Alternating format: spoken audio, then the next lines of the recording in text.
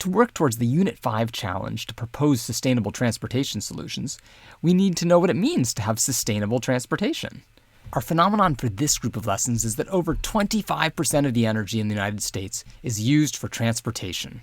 By the end of the unit, students will be able to explain why transportation uses energy, why different modes of transit use different amounts of energy, and how we can reduce the amount.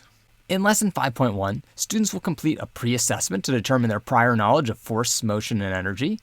And then the Green Ninja brings the students the new unit challenge to propose sustainable transportation solutions. Finally, students viewed an old newsreel from the 1939 World's Fair. It shows what people from the 1930s predicted transportation would look like in the 1960s. Students then share their own thoughts about the past, present, and future of transportation.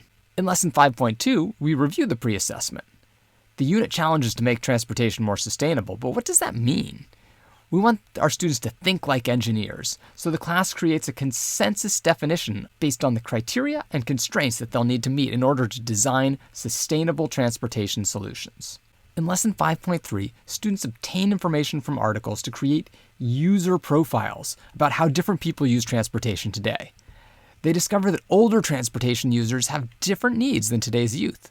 So how are these different attitudes towards transportation going to change the demand for different modes of transport in the future? In Lesson 5.4, students obtain information from graphs about e-bikes and electric vehicles, driverless cars, and other expanding transportation technology. After reading and exploring, they reflect on the trends that they think are going to make the biggest impact in the next 10 years on how we get around. They share their findings and predictions in groups and as a class. We now transition to a more specific phenomenon. Some vehicles use more energy than others to go a given distance.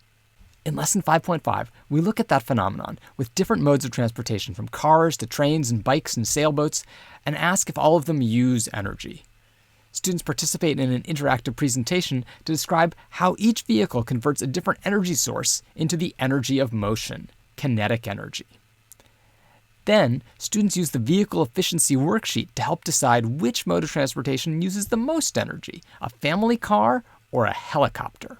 Their vehicle fact sheet table shows energy use per kilometer and the number of passengers so that students can really compare efficiency and see the phenomenon that different modes of transportation do in fact use different amounts of energy. We'll spend the rest of the unit learning the science of what causes these changes. Our first insight into the causes is our study of kinetic energy, which is up next.